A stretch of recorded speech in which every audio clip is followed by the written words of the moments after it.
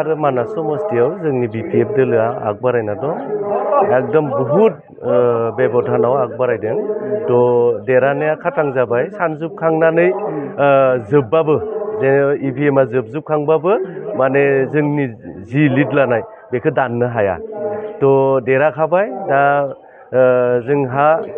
बुंदोंमोन मा माबायाव दिसपुर सल' जात्रा थ' बेखौ उद्देश्य लानानै जोङो गिदिंदोंमोन थ' बेनिखायनो गासै रायजोआ जोंखौ अनसायदों आरो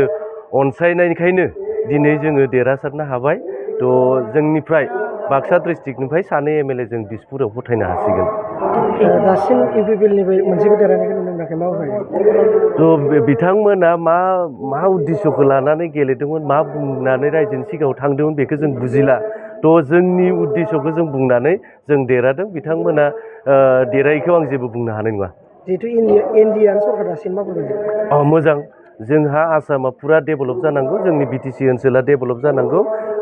बेखौ बिथा खालामनानै जोङो एनडिए दोलोखौ सापर्ट होदोंमोन थ'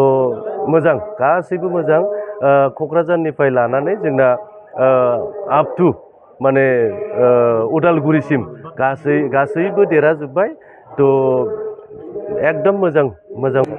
बे दोहौ होननाय बुस्थुआनो फैथ'ला बिपिएफ नालाय बिपिएफसै बेयाव सोरबा दस्रा पार्टि फैबा जेबो दोहौ गैया जोंना बिपिएफआ नायबुलियाव माने आरो 20 बोसोर माने बिटिसिखौ सालायबावगोन थ' बे रोखा जाहैबाय आरो दिनैनि दिनाव जिहेतु नोंथांमोना साबेसेसो मन्त्रि मोनगोन होननानै आसा खालामो थ' मन्त्रि जोंनो दा डेभेलपखौसो नांग्रोगौ मन्त्रिनि खोन्थाया उनाव माने सबसे फार्स्ट जोंनो डेभेलपनि थाखाय जोङो आग बारायनांगौ बिनि थाखायनो जों मन्त्रिनि खोन्थाखौ दा बुंथ'वा फार्स्ट स्टेपआ जाहैबाय जोंनो डेभेलप नांगौ बे डेभेलपनि थाखाय जों खामानि मावगोन आरो सेकेन्ड स्टेपआव जोंहा मन्त्रिनि खोन्था फैगोन दा जेबो बुंथ'नो हाया जोंहा गभर्नमेन्ट दाग्रोनांगौ गभर्नमेन्ट दाग्रोखांनायनि उनावसो जागोन दे जिहेतु गौरब गगैया जेनबाय अपोजिसननिफ्राय मा फोरमायो कंग्रेसनिफ्राय नङा जोंनाव माबा मोनसे फोरमायहरगोन नामा ना बेथ' नङा जोंहा जेननाय देरहानाया थाखायो बिथाङा जेनबाय दा गावनि जि